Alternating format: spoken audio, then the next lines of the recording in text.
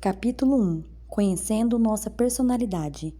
Na vida cristã, depois da decisão pessoal de aceitar Jesus como nosso Salvador, não há nada mais importante quanto oferecermos nossa personalidade ao controle do Espírito Santo. Mas afinal, o que é personalidade? Mesmo entre os teóricos e profissionais da psicologia, a definição nem sempre é clara. Ao longo de séculos, alguns termos têm sido utilizados para pessoas com o mesmo significado, embora sejam distintos. A fim de aprofundarmos nosso assunto, faz-se necessário definir alguns desses termos, como personalidade, caráter e temperamento. Temperamento. O temperamento pode ser definido como a disposição individual para reagir a estímulos emotivos, sendo influenciado também por alterações metabólicas e químicas.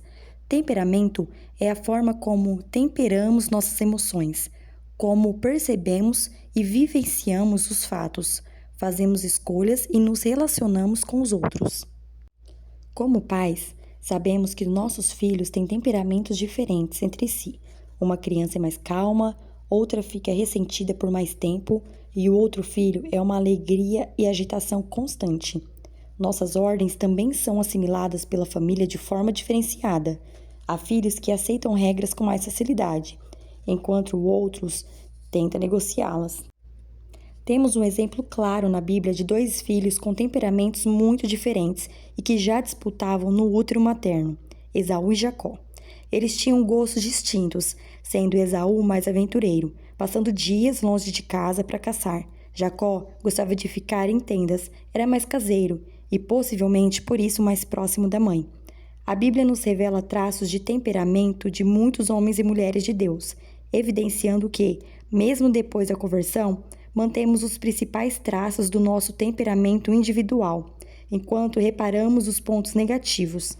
Sabemos pela leitura bíblica que Moisés era manso, Pedro era intempestivo, Sansão era teimoso, Davi era humilde, João era fiel, Paulo era corajoso, Jó era persistente e que Ester e Abigail eram determinadas.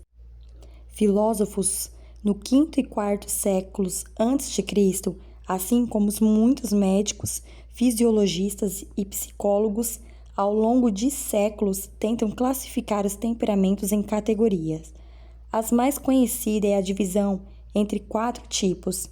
Em linhas gerais e sucintas, esses tipos são: colérico, é enérgico, independente, líder nato, autodisciplinado, audacioso, impaciente, prepotente, intolerante e rancoroso. Melancólico, é habilidoso, minucioso, perfeccionista, analítico, introvertido, sensível, pessimista, antissocial, desconfiado, egoísta e vingativo. Sanguíneo, é extrovertido, comunicativo, entusiasta, simpático, agitado, compreensível, instável, impulsivo, egocêntrico, exagerado e indisciplinado. Fleumático, é calmo, eficiente, conservador, prático, racional, tranquilo, bem-humorado, indeciso, resistente, moroso, calculista e pretensioso. Sei que ao ler cada um dos tipos acima, colocados aqui de forma resumida, você se lembrou de pessoas que conhece, mas se tentou se encaixar em um só deles, percebeu que é impossível. Na verdade, podemos ter um dos 4 tipos como mais predominante, mas sempre combinaremos qualidades e defeitos dos 3 restantes. Quando nos casamos, em geral, selecionamos cônjuges que nos chamam a atenção pelo fato de reagirem às coisas de modo diferente do nosso. Assim, a tendência é escolhermos pares que se completam em termos de temperamento, tornando o relacionamento criativo e equilibrado. Imagine como seria um casal de coléricos ou de melancólicos. O temperamento é inato e individual. Deve ser muito bem moldado pelos pais na educação de seus filhos, especialmente quando há as características negativas. Uma criança vingativa precisa aprender a perdoar. Um filho egocêntrico é indisciplinado, deve ser ensinado a dividir e arrumar seus pertences. E uma criança introvertida necessita de auxílio dos pais para estabelecer companheirismo e amigos. Contudo, Os pais devem ter a ciência de que não conseguem modificar completamente o temperamento inato e que sua função é também estimular as características positivas inatas de seus filhos, transformando-as em ferramentas para a construção de habilidades e competências. Afinal, a alegria e riqueza de uma família reside no fato de que os diferentes temperamentos se completam, gerando uma riqueza de perspectivas e aprendizagens. Caráter. Quando uma criança nasce, podemos ir identificando seu temperamento. Por mais que tenham sido estimulados de forma semelhante na vida intrauterina, os recém-nascidos reagem de forma diferente ao toque, à luz, aos sorrisos, a barulhos e pessoas. Há bebês que dormem a noite toda, uns gostam de chorar, outros gostam de rir e reagem diferente, inclusive à dor.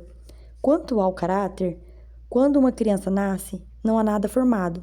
O caráter é formado a partir de estímulos sensoriais, de exemplos observados na conduta dos que a cercam, de conceitos e valores ensinados formal ou informalmente desde o primeiro dia de vida. O caráter se estrutura a partir da imitação e da interação com os outros entes sociais. Forma-se pela aprendizagem e assimilação de comportamentos, bem como em decorrência das vivências pessoais com o meio social, com as coisas e com as pessoas. Os pais precisam moldar o temperamento, realçando as qualidades e tratando os defeitos na sua prole. Mas a função fundamental da paternidade é, sem dúvida, formar o caráter de seus filhos a partir da educação e do ensino. O termo caráter significa gravar, e temos muitas gravações em nós, feitas ao longo dos anos, por amigos que nos ajudaram, companheiros que nos deformaram ou feriram, por educadores e pais persistentes e amorosos, por avós dedicados e cônjuges amigos. Nosso caráter é nosso eu aparente, ego, que em suas manifestações nos distingue de qualquer outra pessoa. Caráter é o que aparentamos ser, que aprendemos a ser através do ensino, de exemplos, dentro do que é socialmente aceito em uma sociedade. As pessoas leem nosso caráter, pois nele, mais claramente, evidenciamos nossos hábitos e os papéis que vivenciamos, como de pai, mãe, cônjuge, profissional e irmãos na fé, dentre outros. Nosso caráter é nosso estilo de vida. Ele se compõe dos valores e princípios que formatam e definem nosso comportamento, direcionando nossas ações e escolhas. É um traço fundamental da nossa personalidade. Personalidade. A personalidade integra e sintetiza o nosso complexo temperamento e os traços do nosso caráter, mas vai além, pois é a soma total de impulsos, afetos, ideias, defesas, aptidões, talentos, reações e comportamento social global. Inclui tantos fenômenos comuns aos seres humanos, como nascer, crescer, se alimentar, pensar, decidir, estudar e fazer amigos, por exemplo, quanto as experiências que foram vivenciadas interna e particularmente. Assim, a personalidade envolve todo o complexo mundo pessoal humano, engloba o corpo e a mente humana, e o que realmente somos é a persona, o eu. Nascemos com um temperamento inato e absolutamente dependentes do cuidado, do afeto, dos elogios, da educação, do significado que os outros nos atribuem. Vamos crescendo, assimilando e internalizando valores e conceitos adquiridos pela imitação, pelos exemplos, pelo ensino de outras pessoas e pela mídia que nos cerca, construindo o nosso caráter. Com o passar dos anos, nossa reflexão interna aponta para nossa independência na forma de pensar, de agir, de sentir e de pensar sobre nós mesmos. Podemos reestruturar conceitos, valores e teorias, adquirindo vivências diferenciadas e particulares, enriquecendo nossa personalidade.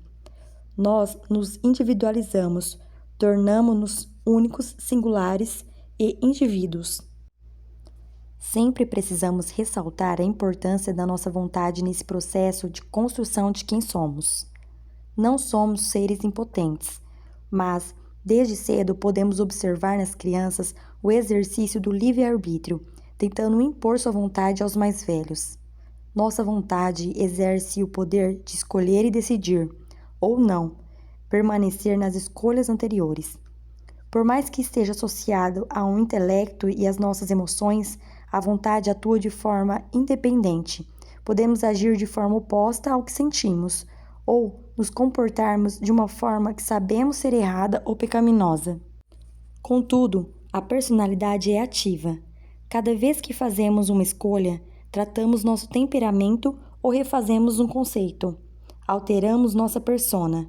As decisões de vida, assim como o exercício profissional, conjugal e parental, bem como o uso de talentos e habilidades, também reestruturam nossa personalidade. Nossas vivências e saberes transformam quem somos. Nossa personalidade é dinâmica, podendo ser moldada e restaurada. Personalidade e salvação. Quando aceitamos Jesus e verdadeiramente somos convertidos, mudamos alguns hábitos, simples expressões de nosso eu aparente. Muitos deixam de fumar, beber, falar palavrão ou de frequentar espaços nocivos e violentos. Mudam alguns hábitos, simples traços do caráter, mas não necessariamente sua personalidade. Muitos seguem além e mudam também traços de seu temperamento. Tornam-se mais calmos e bondosos, tornam menos agressivos e mais mansos e amorosos. Contudo, Deus não quer pequenas mudanças no nosso temperamento ou no nosso eu aparente. Ele quer mais. Só o Evangelho tem o poder de mudar também o nosso eu interior. Só a palavra de Deus é viva e eficaz, e mais afiada que qualquer espada de 2 gumes. Ela penetra até o ponto de dividir alma e espírito, juntas e medulas, e julga o pensamento e intenção do coração. Deus quer todo o nosso eu, a nossa alma, representada na Bíblia muitas vezes pela palavra coração. A alma pensa, sente, tem vontades, decide e se comporta. Ela une temperamento, caráter, personalidade e comportamento e precisa ser submetida inteiramente a Cristo. Deus não olha para o que dizemos ou aparentamos ser, mas para o que realmente somos, para o que pensamos, para as intenções das nossas ações e para cada atitude tomada por nós. Ele quer nossa personalidade, nosso eu inteiro e interior. Quer dominar sobre o nosso comportamento intencional, equilibrando nossa vida emocional. Deus deseja a nossa alma totalmente restaurada, e todas essas mudanças só serão possíveis com a nossa permissão.